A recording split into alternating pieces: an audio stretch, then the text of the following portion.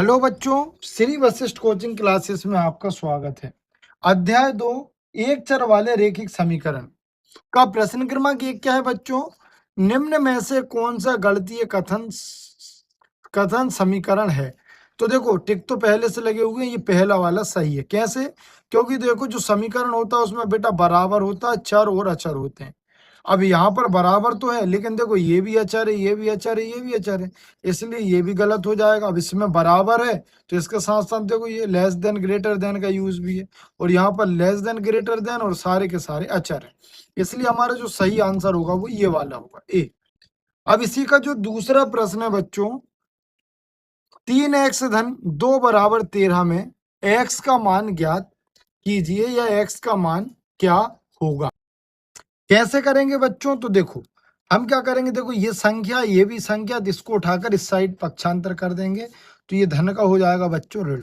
तो यहाँ क्या बचेगा 3x, ठीक है। 13 में से 2 जाएगा तो बचेगा 11, और ये वाला जो 3 है वो गुणा का कहाँ जाएगा? नीचे भाग में। इस प्रकार जो x का मान होगा वो क्या होगा? 11/3, जो कि आपको ये वाला दे रखा है, ये देखो। अब इसी का जो प्रश्न क्रमांक 3 है बच्चों, एक चर वाले रैखिक समीकरण के हल होते हैं। तो आपको याद रखना है, एक चर वाले रैखिक समीकरण का केवल एक हल होता है, मतलब इसका जो राइट आंसर है वो बी वाला है, ठीक।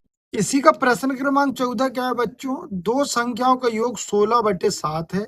यदि एक संख्या 11/7 है तो दूसरी संख्या कौन सी है, और इनमें से हमें आंसर देना है। तो देखो मैंने पहले से यहाँ लिख रखा है, हम बोल देंगे कि भैया जो दोनों संख्याओं का योग उसने 16/7 दिया है, पहली संख्या 11/7 दी और दूसरी हमसे उसने पूछी, हमने मान लिया x।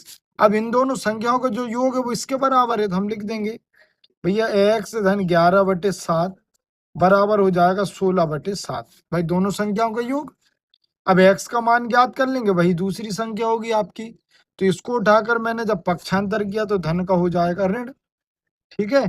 तो देखो ये नीचे वाले तो दोनों सेम है, एक बार लिख देंगे। 16 में से एक को जब 11 को घटाएंगे तो बचेगा 5/7, मतलब जो दूसरी संख्या होगी वो 5 आपकी 7 होगी, ये दी हुई है देखो 7/5। अब इसी का जो प्रश्न क्रमांक 5वां है बच्चों, वो आपको क्या दे रखा? किसी संख्या के तिगुनों में 15 जोड़ने पर 93 प्राप्त होता है, वह संख्या कौन सी है? तो हम मान लेंगे कि भैया जो संख्या है वो है x। तो उसने क्या बोला, उस संख्या के 3 गुने में जब हम 15 जोड़ देते हैं तो वो किसके बराबर हो जाती है? 93 के। तो हमें बस x का मान ही तो ज्ञात करना। तो देखो 93 के पास जब 15 का पक्षांतर होगा तो धन का क्या हो जाएगा बच्चों? ऋण। यहाँ आप घटाकर भी देख सकते हो, यहाँ बचेगा 3x, है ना। x इसको इसमें से घटा दो जरा, आपको नहीं आ रहा साइड में घटा दो, तो ये 8 हो जाएगा, ये 13 हो जाएगा। 13 में से 5 जाएंगे, 8 बचेगा, ये हो जाएगा 7, मतलब 8 है तो ये हो जाएगा आपका कितना? 8, 8 में से 1 जाएगा तो 7 बचेगा, 78। तो ये बचा आपका 78। ये वाला जो 3 इसको उठाकर मैं ले आऊंगा नीचे, कैंसिल कर देंगे, 3 एकम 3, 3 दूनी 6 और 3 18, मतलब जो संख्या है वो आपकी क्या होगी? तो वह संख्या होगी आपकी 26, जो कि ये प्रश्न पहला वाला आपको दे रखा है, ठीक है। इसी का प्रश्न क्रमांक 6 क्या है बच्चों? हल कीजिए, और दे रखा है 5x ऋण 3 बराबर x धन 2। सबसे पहले हम यहाँ पर क्वेश्चन को उतार लेंगे, नोट कर लेंगे। अब देखो हमें भाई x का मान ज्ञात करना है, तो देखो ये भी x वाला है और ये भी x वाला है, तो इनको अपन एक तरफ ले आएंगे। तो देखो 5x तो पहले से लिखा है, इसके पास ये वाला x आएगा तो धन का क्या हो जाएगा? ऋण। पक्षांतर में इतना ही ध्यान रखना, यदि धन है तो उसको ऋण में बदलना है, ऋण है तो धन में। अब ये वाला 2 तो ऑलरेडी यहीं पर है बच्चों। अब इसके पास ये ऋण 3 आएगा तो ये ऋण का क्या हो जाएगा? आपका धन हो जाएगा, ठीक है। मैंने क्या करा, ये वाला धन का इस साइड ले गया तो ऋण का हो गया, और ये वाला ऋण का इस साइड लाया तो ये धन का हो गया। तो देखो अब क्या करना होगा हमको, दोनों की दोनों धनात्मक के समान चिन्हों पर संख्या जुड़ती हैं, तो ये हो जाएगा आपका 5, और असमान चिन्हों पर संख्या घटती हैं। 5x में से एक x जाएगा तो बचेगा 4x। x का मान ज्ञात करना है, तो ये वाला जो 4 है वो आ जाएगा आपका नीचे, मतलब जो x का अभीष्ट मान होगा वो कितना होगा? आपका 5/4। इसी का प्रश्न क्रमांक 7 क्या है बच्चों? किसी संख्या को 8 से भाग दिया जाता है तो परिणाम ऋण 3 प्राप्त होता है, संख्या ज्ञात कीजिए। तो बहुत आसान, हम मान लेंगे कि भैया माना कि वह संख्या क्या है, x है। तो सबसे पहले फिर प्रश्न अनुसार क्या होगा, माना कि वो संख्या x है जिसको हम 8 से भाग दे रहे हैं, तो हमें क्या परिणाम प्राप्त हो रहा है, ऋण 3। बस इसी को हल कर देना बच्चों, x को तो हम यहीं रहने देंगे और ये वाला जो आपका 8 है इसका गुणा हम यहाँ पर कर देंगे। तो क्या हो जाएगा बच्चों, 8 तिरी 24, धन का ऋण में गुणा होगा तो ऋण हो जाएगा। मतलब वह अभीष्ट संख्या आपकी कितनी होगी, तो ऋण 24 होगी। इसमें बस इतना ही करना है। क्या करना है, उसने बोला कोई संख्या है तो हमने मान लिया x, उसको 8 से जब भाग दे रहे हैं तो क्या परिणाम प्राप्त हो रहा है, ऋण 3 कर दिया। बस अब x का मान निकालना, इसका पक्षांतर कर देंगे तो भाग का पक्षांतर होता है गुणा, मतलब नीचे वाला ऊपर गुणा में आ जाता है। 8 तिरी 24, यही आपके प्रश्न का क्या होगा, उत्तर होगा।